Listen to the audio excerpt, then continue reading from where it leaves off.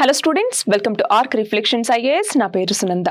ఇవాళ మనం మాట్లాడుకోబోయే టాపిక్ వచ్చేసరికి United Nations Environmental Programme UNEP అన్నటువంటిది అడాప్టేషన్ ఫండ్ కి కొంత గ్యాప్ అన్నటువంటిది ఉంది అన్నట్టుగా ఒక రిపోర్ట్ ఇవ్వటం జరిగింది. సో మనకి అసలు ఏంటి గ్యాప్ అన్నటువంటిది, అడాప్టేషన్ ఫండ్ అంటే ఏంటి, ఎందుకు అవసరం, క్లైమేట్ గోల్స్ ఏంటి, వీటన్నింటి గురించి మనం తెలుసుకోవాలి. సో ఫస్ట్ ఆఫ్ ఆల్ మనం చూస్తే క్లైమేట్ చేంజ్ అన్నటువంటిది పెరుగుతూ ఉన్నటువంటి నేపథ్యంలో, అంటే వాతావరణ మార్పులు అన్నటువంటివి పెరుగుతూ ఉన్నటువంటి నేపథ్యంలో ఆ మార్పులకు అనుగుణంగా మనం అడాప్ట్ అవ్వాల్సినటువంటి అవసరం ఉంది. అవునా? దానికి సంబంధించిన ఇన్ఫ్రాస్ట్రక్చర్ ఇవన్నీ కూడా క్రియేట్ చేసుకోవాలి. మరి ఇవి క్రియేట్ చేసుకోవాలంటే కొంత ఫండ్ అన్నటువంటిది అవసరం కదా. ఎందుకని డెవలప్డ్ కంట్రీస్ ఏం చేశాయి, ఒకప్పుడు కార్బన్ ఎమిషన్స్ అన్ని చేసేసి ఏవైతే ఇప్పుడు క్లైమేట్ చేంజ్ అన్నటువంటిది జరుగుతుందో అది మరింత ముందుకెళ్ళటానికి రీజన్ అయింది డెవలప్డ్ కంట్రీస్.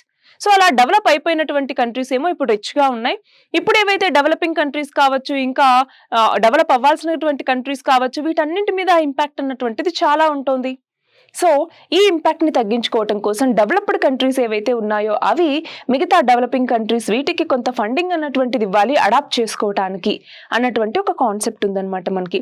సో ఆ అడాప్టేషన్ కి సంబంధించి ఏదైతే ఫండింగ్ ఇవ్వాలో ఆ ఫండింగ్ గ్యాప్ అన్నటువంటిది చాలా ఎక్కువగా ఉంది. దాన్నే ఈ రిపోర్ట్ అన్నటువంటిది హైలైట్ చేస్తుంది. సో ఇక్కడ చూడండి, మనకి క్లైమేట్ అడాప్షన్ కి సంబంధించి ఏవైతే ఫినాన్షియల్ నీడ్స్ కావాలో దాంట్లో చాలా గ్యాప్ అన్నటువంటిది వస్తుంది. ఎందుకని ఇప్పుడు డెవలపింగ్ కంట్రీస్ ఇవి ఏవైతే ఉన్నాయో అవి ఎక్కువ క్లైమేట్ వల్నరబిలిటీని ఎదుర్కొంటూ ఉన్నాయి. మరి ఆ వల్నరబిలిటీని తగ్గించాలి అంటే దానికి కావాల్సినటువంటి ఇన్ఫ్రాస్ట్రక్చర్ ని ఆ దేశాలు క్రియేట్ చేసుకోవాలి, దానికి కావాల్సినటువంటి టెక్నాలజీ అడాప్షన్ చేసుకోవాలి. సో వాటన్నింటి కోసం కొంత ఫండ్స్ అన్నటువంటిది అవసరం కదా, దాని గురించి ఇది హైలైట్ చేస్తుంది. మరి ఇక్కడ చూడండి ఒకసారి, ఈ అడాప్టేషన్ ఫండింగ్ నీడ్స్ ఏవైతే ఉన్నాయో, ఈ ఫైనాన్స్ నీడ్స్ వాటికి సంబంధించి చూసుకుంటే డెవలపింగ్ కంట్రీస్ ఇప్పుడు ఏవైతే ఉన్నాయో వాటికి 2035 సంవత్సరానికి 310 నుంచి 365 బిలియన్ డాలర్లు పర్ ఇయర్ వీటికి ఈ అడాప్టేషన్ ఫండ్ అన్నటువంటిది అవసరం అవుతుంది. మరి ఇన్ఫ్లేషన్ ని కూడా అడ్జస్ట్ చేసి చూస్తే దాదాపు 440 నుంచి 520 బిలియన్ డాలర్లు పర్ ఇయర్ అవసరం అవుతుంది. బట్ ఇప్పుడు ఇచ్చేది చాలా అంటే చాలా చాలా తక్కువ ఉందన్నమాట. అవి ఇప్పుడు ఈ డెవలపింగ్ కంట్రీస్ ఏవైతే ఉన్నాయో అవి అడాప్టేషన్ కి వెళ్ళటానికి చాలా తక్కువ అవుతుందన్నమాట, ఫండ్ అన్నటువంటిది సరిపోదు. సో ఇక్కడ చూడండి, హై అడాప్టేషన్ కాస్ట్ ఉండటానికి గల రీజన్స్ ఏంటి అంటే, ఒకటి వచ్చేసరికి ఫ్లడ్స్ కావచ్చు, సైక్లోన్స్ కావచ్చు, హీట్ వేవ్స్ కావచ్చు, వీటి యొక్క ఇంటెన్సిటీ అన్నటువంటిది పెరుగుతుంది, అలాగే ఫ్రీక్వెన్సీ అన్నటువంటిది పెరుగుతూ వస్తుంది. సో ఎక్కువ ఈ డిజాస్టర్స్ అన్నటువంటివి జరుగుతూ ఉన్నాయి. అది కాకుండా స్లో ఆన్సెట్ ఈవెంట్స్ అంటే ఏంటి, సీ లెవెల్ రైజ్ అన్నటువంటిది జరగటం, సముద్ర మట్టాల పెరుగుదల అంటాం కదా, ఎస్పెషల్లీ ఇవి చిన్న చిన్న ఐలాండ్ కంట్రీస్ కి చాలా థ్రెట్ గా ఉన్నాయి. అట్లానే డెజర్టిఫికేషన్ అన్నటువంటిది జరుగుతోంది. ఎందుకని, డిఫారెస్టేషన్ అన్నటువంటిది పెరుగుతూ ఉన్నటువంటి నేపథ్యంలో ఇవన్నీ కూడా స్లోగా వచ్చేటటువంటి ఈవెంట్స్. అట్లానే అర్బనైజేషన్, ఎకలాజికల్ డ్యామేజ్ అన్నటువంటిది చేయటం, అట్లానే పోనీ మనం ఏదైనా మంచి ఇన్ఫ్రాస్ట్రక్చర్ ని క్రియేట్ చేసుకుందాం రెసిలియంట్ గా ఈ డిజాస్టర్స్ కి అనుకుంటే వాటికేమో ఎక్కువ కాస్ట్ అన్నటువంటిది అవసరం అవుతుంది. సో వీటన్నింటి నేపథ్యంలో మనకి అడాప్టేషన్ ఫండ్ అన్నటువంటిది చాలా చాలా ఇంపార్టెంట్. మరి ఇక్కడ గనక మనం ఒక్కసారి చూస్తే అడాప్టేషన్ ఫినాన్స్ కి చాలా గ్యాప్స్ ఉన్నాయి. ఎందుకని, ఇప్పుడు ఏదైతే అడాప్టేషన్ ఫండ్ అన్నటువంటిది ఇస్తూ ఉన్నారో 2023 నాటికి అది కేవలం 26 బిలియన్ డాలర్లు మాత్రమే. మనకు కావాల్సింది ఎంత, 300కు పైగా బిలియన్ డాలర్లు కావాలి. అదే ఇన్ఫ్లేషన్స్ తో అడ్జస్ట్ చేస్తే కనుక మనకి 400కు పైగా బిలియన్ డాలర్లు అవసరం. బట్ ఇప్పుడు ఉండేదేమో 26 బిలియన్ డాలర్లు మాత్రమే. మరి ఇది దేనికి సరిపోతుంది? సో సివియర్ షార్టేజ్ అన్నటువంటిది కూడా ఇక్కడ ఉంది. సో దానివల్ల చాలా స్ట్రెస్ అన్నటువంటిది పడుతుందన్నమాట. మరి ఇక్కడ చూడండి, గ్లాస్గో క్లైమేట్ ప్యాక్ట్ అనేసి 2021 ప్రకారం మనం కనుక చూసుకుంటే ఈ ఏవైతే అడాప్టేషన్ ఫండ్ అనుకున్నామో దానికి ఇప్పుడు చాలా తక్కువగా ఉన్నాం మనము. చూడండి, 2025 నాటికి 40 బిలియన్ డాలర్లకు చేరుకోవాలి అన్నట్టుగా ఇది లక్ష్యంగా పెట్టుకుంది. బట్ అది మనం రీచ్ అవ్వలేకపోయాము. అట్లానే న్యూ కలెక్టివ్ క్వాంటిఫైడ్ గోల్ అనేసి క్లైమేట్ చేంజ్ కి సంబంధించి దీని ప్రకారం 2035 నాటికి 300 బిలియన్ డాలర్స్ కి వెళ్ళాలి అన్నట్టుగా. సో ఈ అడాప్టేషన్ ఫండ్ కానీ ఇప్పుడు ఎంత ఉంది, కేవలం 26 బిలియన్ డాలర్లు మాత్రమే. మరి అది 2035కి వెళ్ళేసరికి 300 బిలియన్ డాలర్స్ కి వెళ్తుందా లేదా అన్నటువంటి చూడాలి. కానీ మనకి ఇన్ఫ్లేషన్ ని అడ్జస్ట్ చేస్తే ఎంత కావాలని చెప్పాము, 450 బిలియన్ డాలర్లు కావాలన్నాం. కానీ ఇక్కడ 300 బిలియన్ డాలర్లే అంటున్నారు. సో ఇది కూడా సివియర్ షార్టేజ్ అనేసే మనం చెప్పొచ్చు అనమాట. అట్లానే క్లైమేట్ మెకానిజమ్స్ ఏవైతే ఆల్రెడీ ఉన్నాయో వాటి నుంచి వచ్చేటటువంటి ఫండింగ్ ఎట్లా ఉంది అనేసి మనం చూసుకుంటే, ఒకటి అడాప్టేషన్ ఫండ్ అన్నటువంటిది కావచ్చు, అట్లా అట్లానే గ్లోబల్ ఎన్విరాన్మెంటల్ ఫెసిలిటీ అంటాం, అట్లానే గ్రీన్ క్లైమేట్ ఫండ్ అంటాం. వీటి నుంచి వచ్చేటటువంటి సపోర్ట్ 2024 నాటికి ఎంత ఉంది అంటే $920 మిలియన్ మాత్రమే ఉంది. సో ఇది చాలా చాలా తక్కువ. అంటే ఇంతకు ముందుతో కంపేర్ చేస్తే పెరిగింది, బట్ ఇది ఎంతవరకు అవసరం? సో ఇంకా చాలా ఫండింగ్ అన్నటువంటిది అవసరం అవుతుంది. చూడండి, ఫర్ ఎగ్జాంపుల్ 2019 నుంచి 2023 యావరేజ్ చూసుకుంటే 86% పెరిగింది. బట్ ఈ $920 మిలియన్ అన్నటువంటిది ఎంత సరిపోతుంది ఇన్ని దేశాలకి? సో అది మనం ఆలోచించాల్సినటువంటి విషయం. అట్లానే చూడండి, క్లైమేట్ జస్టిస్ కన్సర్న్స్ అన్నటువంటి ఉన్నాయి, ఈక్వాలిటీ అన్నటువంటిది ఉండట్లేదు. ఫర్ ఎగ్జాంపుల్ 58% అడాప్టేషన్ ఫినాన్స్ ఏవైతే ఉన్నాయో ఇవి నాన్ కన్సెషన్స్ అనమాట. అంటే ఏంటి, మళ్ళీ మనం తిరిగి రీపే చేయాల్సినటువంటి అవసరం ఉంది. సో కన్సెషనల్ లోన్స్ కింద కాకుండా నాన్ కన్సెషనల్ లోన్స్ కింద ఇవి తీసుకున్నారు. అంటే అదొక డెట్ లాగా ఆ దేశాలకి మిగిలిపోతుంది. సో మిగతా కొంచెం ఏదైతే ఉందో 42% అది మాత్రమే కన్సెషనల్ లోన్స్, ఇవన్నీ కూడా నాన్ కన్సెషనల్ లోన్స్ అనమాట. అట్లానే డెట్ డిస్ట్రెస్ అన్నటువంటిది ఈ వల్నరబుల్ నేషన్స్ కి ఇంకా కూడా పెరిగిపోతుంది. డెట్ ట్రాప్ లోకి వెళ్ళిపోవటానికి చాలా అవకాశాలు అన్నటువంటి ఉంటాయి. అట్లానే చూడండి, మొత్తం ఉన్నటువంటి 197 కంట్రీస్ లో 172 కంట్రీస్ కి వచ్చేసరికి నేషనల్ అడాప్టేషన్ ప్లాన్స్ అన్నటువంటి ఉన్నాయి, కానీ వాటిలో చాలా వరకు పాటించట్లేదు. ఫర్ ఎగ్జాంపుల్ 36 దేశాలకి ఈ నేషనల్ అడాప్టేషన్ ప్లాన్స్ అన్నటువంటి అవుట్డేట్ అయిపోయాయి, అవి అసలు అమలు చేయట్లేదు. ఒకవేళ అమలు చేస్తున్నా అవి సక్రమంగా అమలు చేయలేకపోతున్నాయి, ఎందుకంటే ఫండ్ కి సంబంధించి మనకి డిస్ట్రెస్ అన్నటువంటిది ఉంది కాబట్టి. సో ఇక్కడ చూడండి, SIDS అంటే స్మాల్ ఐలాండ్ డెవలపింగ్ స్టేట్స్ ఏవైతే ఉన్నాయో వాటిలో పాలసీ ఇంటిగ్రేషన్ అన్నటువంటిది ఉంది, బట్ వాటి యొక్క ఇంప్లిమెంటేషన్ అన్నటువంటిది ఎట్లా ఉంది అన్నటువంటిది ఇక్కడ మనకు ఉన్నటువంటి ఇంకొక క్వశ్చన్ మార్క్ అన్నమాట. మరి ఇక్కడ చూడండి, UNEP ఎలాంటి రికమెండేషన్స్ చేసింది మరి ఈ రిపోర్ట్ కి సంబంధించి అంటే బాకు టు బెలెం రోడ్ మ్యాప్ అన్నటువంటిది త్వరలో తీసుకురాబోతోంది. సో దాని ప్రకారం ఏంటి అంటే, గ్లోబల్ క్లైమేట్ ఫినాన్స్ ఏదైతే ఉందో దానిని 2035 సంవత్సరం నాటికి ఎంతకు పెంచాలనుకుంటోంది చూడండి, $1.3 బిలియన్ పెంచాలి అనుకుంటోంది. సో అప్పుడు క్లైమేట్ ఫండింగ్ ఇంత చేస్తేనే మనము ఏదైతే ప్యారిస్ అగ్రిమెంట్ కింద పెట్టుకున్నటువంటి లక్ష్యాలు ఉన్నాయో వాటిని రీచ్ అవ్వగలం అనమాట. అంతేకాదు, మనం ఏదైనా రెసిలియంట్ ఇన్ఫ్రాస్ట్రక్చర్ ని క్రియేట్ చేయాలనుకున్నా, లేదంటే సస్టైనబుల్ డెవలప్మెంట్ వైపుగా మూవ్ అవ్వాలనుకున్నా కూడా దానికి ఇంత ఫండింగ్ అన్నటువంటిది అవసరం అవుతుంది.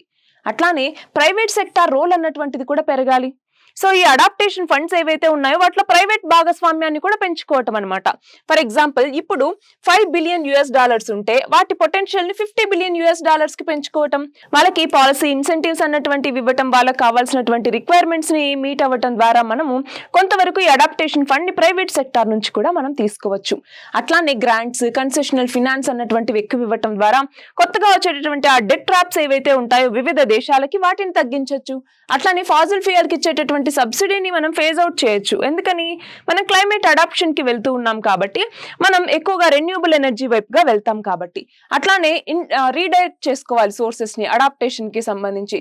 సో ఇప్పుడు ఏదైతే ఫాజిల్ ఫ్యూయల్స్ కావచ్చు లేదా ఇంకేదైనా మనము అవసరం లేని ఖర్చులు ఏవైతే ఉంటాయో వాటిని ఈ అడాప్టేషన్ వైపుగా తీసుకురావటం, ఫారెస్టేషన్ అన్నటువంటిది చేసుకోవటం, రీఫారెస్టేషన్, అట్లానే డెజర్టిఫికేషన్ ని తగ్గించుకునేలాగా చర్యలు చేపట్టడం. సో వీటి వైపుగా కొంతవరకు ఫండింగ్స్ ని మనం మూవ్ చేసుకోవచ్చు. అట్లానే క్లైమేట్ రిస్క్ ని ఫినాన్షియల్ సిస్టమ్స్ తో ఇంటిగ్రేట్ చేసుకోవటం అంటే ఏంటి, బ్యాంక్స్ కావచ్చు, ఇన్వెస్టర్స్ ఎవరైతే ఉంటారో వాళ్ళు కావచ్చు, సో వాళ్ళు క్లైమేట్ రిస్క్ అసెస్మెంట్ అన్నటువంటిది చేసుకోవటం. సో అలా ఫినాన్స్ ఇచ్చేటప్పుడు ముందే క్లైమేట్ రిస్క్ అసెస్మెంట్ చేసుకోవటం, దానికి తగినట్టుగా లోన్స్ ఇవ్వటం వల్ల చాలా మంది క్లైమేట్ రెసిలియంట్ ఇన్ఫ్రాస్ట్రక్చర్ వైపుగా మూవ్ అవుతారు అన్నటువంటిది ఇక్కడ ఉన్నటువంటి లక్ష్యం అన్నమాట. అట్లానే మిటిగేషన్ అంటే ఏంటి, ఇప్పుడు ఏదైతే మనము అడాప్టేషన్ కి వెళ్ళాలనుకుంటున్నామో ఆ అడాప్ట్ చేసుకోవాలి సరే, కానీ ఆ క్లైమేట్ చేంజ్ ని మిటిగేట్ చేసేటటువంటి చర్యలు కూడా తీసుకోవాల్సిన అవసరం ఉంది. సో ఆ మిటిగేషన్ వైపుగా కూడా వెళ్ళాలి. సో అడాప్టేషన్ కాస్ట్ అన్నటువంటి దాని వల్ల తగ్గుతుంది అనమాట. ఇప్పుడు ఫర్ ఎగ్జాంపుల్ డిఫారెస్టేషన్ చేస్తూ ఉన్నాము. సో చేస్తే వచ్చేటటువంటి ఇంపాక్ట్ ఏంటి అని తెలిసినప్పుడు అక్కడ ఉన్నటువంటి స్థలంకి బదులుగా ఇంకొక ప్లేస్ ని చూస్ చేసుకోవటం వల్ల అక్కడ ఆ డిఫారెస్టేషన్ అన్నటువంటిది అవ్వదు. సో దాని వల్ల జరిగేటటువంటి ఆ మిటిగేషన్ ఏదైతే ఉంటుందో అది కొంతవరకు హెల్ప్ చేయగలదు. సో ఇలాంటి ఆల్టర్నేటివ్స్ కి వెళ్ళటం అనమాట. అలాగే మన ఇండియా యొక్క అడాప్టేషన్ అప్రోచ్ అన్నటువంటిది ఎలా ఉంది అని చూసినప్పుడు మన భారతదేశం రెసిలియంట్ ఇన్ఫ్రాస్ట్రక్చర్ వైపుగా మూవ్ అవుతోంది. అడాప్షన్ ని చాలా ఫాస్ట్ గా మనం తీసుకోవటానికి మనం చాలా చర్యలు తీసుకుంటున్నాం. ఫర్ ఎగ్జాంపుల్ అది వాటర్ కి సంబంధించి కావచ్చు, లేదా అగ్రికల్చర్ కావచ్చు, డిజాస్టర్ మేనేజ్మెంట్ కావచ్చు, వీటన్నింటిలోనూ మనం అడాప్షన్ వైపుగా వెళ్ళాలి అన్నట్టుగా ఆ ఇన్ఫ్రాస్ట్రక్చర్ ని మనం క్రియేట్ చేసుకుంటూ వస్తూ ఉన్నాం. అట్లానే మనకి national adaptation fund for climate change అన్నటువంటిది ఉంది. సో ఈ ఫండ్ కూడా ఏం చేస్తుంది, మనకు కావాల్సినటువంటి అడాప్టేషన్ ఇన్ఫ్రాస్ట్రక్చర్ ని క్రియేట్ చేసుకోవడానికి, కమ్యూనిటీ లెవెల్ యాక్షన్ అన్నటువంటి తీసుకోవడానికి హెల్ప్ అవుతోంది. ఇది మాత్రమే కాకుండా సిబిడిఆర్ అంటే ఏంటి, కామన్ బట్ డిఫరెన్షియేటెడ్ రెస్పాన్సిబిలిటీస్ అంటాం. అంటే ఏంటి, డెవలప్డ్ కంట్రీస్ కి ఒక రెస్పాన్సిబిలిటీ ఉంటుంది, డెవలపింగ్ కంట్రీస్ కి ఇంకొక రకమైనటువంటి రెస్పాన్సిబిలిటీ ఉంటుంది. బోత్ కంట్రీస్ కి కూడా సేమ్ ఉండదు కదా. ఎందుకని, డెవలప్డ్ కంట్రీస్ ఆల్రెడీ ఏవైతే ఎన్విరాన్మెంటల్ డ్యామేజ్ చేయాలో అవన్నీ చేసి డెవలప్ అయ్యాయి. బట్ డెవలపింగ్ కంట్రీస్ అట్లా కాదు. So common but differentiated responsibilities అన్నటువంటి ఉంటాయి కదా, దాన్ని కూడా అడ్వకేట్ చేస్తుంది మన భారతదేశం అన్నటువంటిది. అయితే నేషనల్లీ డిటర్మైన్డ్ కాంట్రిబ్యూషన్స్ ఏవైతే ఉన్నాయో ప్యారిస్ అగ్రిమెంట్ కింద మనం తీసుకోవటం జరిగిందో, దాంట్లో డిలే అన్నటువంటిది ఉంది. 2035 నాటికి ఇది రీచ్ అవ్వలేకపోవచ్చు మన భారతదేశం అన్నటువంటిది కూడా మనం గమనించాలి. అట్లానే నెట్ జీరో కర్బన తటస్థతని 2070వ సంవత్సరం నాటికి సాధించాలి అనేసి మన భారతదేశం లక్ష్యంగా పెట్టుకుంది. దానికోసం చాలా ఇనిషియేటివ్స్ కూడా తీసుకుంది. సో దానికి సంబంధించి కూడా మన భారతదేశం ఏదైతే ఉందో ఇప్పుడు క్లైమేట్ అడాప్షన్ కి, క్లైమేట్ రెసిలియంట్ ఇన్ఫ్రాస్ట్రక్చర్ ని క్రియేట్ చేయడానికి ఎంతో ప్రయత్నాలు అన్నటువంటివి చేస్తుంది. నెక్స్ట్ చూడండి, ఈ అవుట్లుక్ లో ఏమని చెప్పింది యుఎన్ఈపి అన్నటువంటిది చూస్తే, అడాప్టేషన్ అన్నటువంటిది చాలా ఛాలెంజింగ్ గా ఉంది ప్రపంచ దేశాలన్నింటికి అన్నట్టుగా చెప్పింది. అట్లానే ఇప్పుడు ఈ డిలే ఏదైతే ఉందో ఇది ఎన్విరాన్మెంటల్ డ్యామేజ్ అన్నటువంటిది చాలా సివియర్ గా చేస్తుంది అన్నటువంటిది ఒకటి గమనించాలి. అట్లానే ఇప్పుడు అడాప్టేషన్ వల్ల, అంటే అడాప్టేషన్ చేసుకుంటూ ఉన్నాము, దానికి ఇన్వెస్ట్ చేస్తూ ఉన్నాము అంటే దాని వల్ల కలిగేటటువంటి లాభాలు అన్నటువంటివి చాలా ఉంటాయి. అది సర్వైవల్ కి సంబంధించి కావచ్చు, అట్లానే ఈక్విటీకి సంబంధించి కావచ్చు. దీంట్లో అడాప్టేషన్ అన్నటువంటిది చాలా ఇంపార్టెంట్. అట్లానే ఏ దేశాన్ని కూడా మనం వెనకాల వదిలిపెట్టకూడదు అనేదైతే అనుకున్నామో, సో ఆ డెసిషన్ కి అలైన్ అయ్యి మనం అడాప్టేషన్ ని తీసుకోవాల్సిన అవసరం ఉంది. ఈ అడాప్టేషన్ కి అనుగుణంగా ఫండింగ్ అన్నటువంటిది చేయాల్సినటువంటి అవసరం అన్నటువంటిది ఉంది. అట్లానే ఇంపార్టెంట్ టర్మ్స్ ఏంటి అనేసి ఒకసారి చూస్తే, అడాప్టేషన్ అన్నటువంటిది మనకు తెలుసు కదా, ఏదైతే ఇప్పుడు క్లైమేట్ చేంజ్ అన్నటువంటిది నడుస్తుందో ఆ క్లైమేట్ హార్మ్ కి అగెనిస్ట్ గా రెసిలియన్స్ ని సాధించడానికి అడ్జస్ట్మెంట్ ఏదైతే ఉంటుందో ఆ అడ్జస్ట్మెంట్ నే మనం ఏమంటాం, అడాప్టేషన్ అనేసి పిలుస్తూ ఉంటాం. సో ఈ అడాప్టేషన్ కి కావాల్సినటువంటి ఫండింగ్ ఏదైతే ఉందో దాన్ని అడాప్టేషన్ కాస్ట్ అనేసి పిలుస్తాం. అదే అడాప్టేషన్ గ్యాప్ అంటే ఏంటి, అడాప్టేషన్ కావాల్సినటువంటి రిక్వైర్మెంట్ ఎంత, ఇప్పుడు అడాప్టేషన్ కి ఇస్తున్నటువంటి ఈ కాంట్రిబ్యూషన్ ఎంత. సో ఈ రెండింటికి మధ్య ఉన్నటువంటి గ్యాప్ నే మనం అడాప్టేషన్ గ్యాప్ అనేసి పిలుస్తాము. సో సింపుల్ గా చెప్పాలి అంటే, మనం ఏదైతే క్లైమేట్ చేంజ్ కి అగెనెస్ట్ గా మనం అడాప్టేషన్ అన్నటువంటిది చేసుకోవాలో దానికి సంబంధించి డెవలప్డ్ కంట్రీస్ అన్నటువంటివి, డెవలపింగ్ కంట్రీస్ వీటికి ఇచ్చేటటువంటి ఆ ఫండింగ్ లో చాలా గ్యాప్ అన్నటువంటిది ఉంది. సో ఆ గ్యాప్ అన్నటువంటిది అట్లానే నడుస్తూ ఉందంటే, మనం ఏవైతే క్లైమేట్ గోల్స్ అన్నటువంటివి పెట్టుకున్నామో వివిధ అగ్రిమెంట్స్ కింద, for example Paris climate agreement కావచ్చు, ఇంకేదైనా కావచ్చు, వాటి కింద పెట్టుకున్నటువంటి గోల్స్ ని రీచ్ అవ్వటం అన్నటువంటిది కష్టం అవుతుంది అన్నట్టుగా ఈ యుఎన్ఈపి రిపోర్ట్ అన్నటువంటిది చెప్తుంది. సో ఇది ఇవాల్టి మన article. All the very best and thank you very much.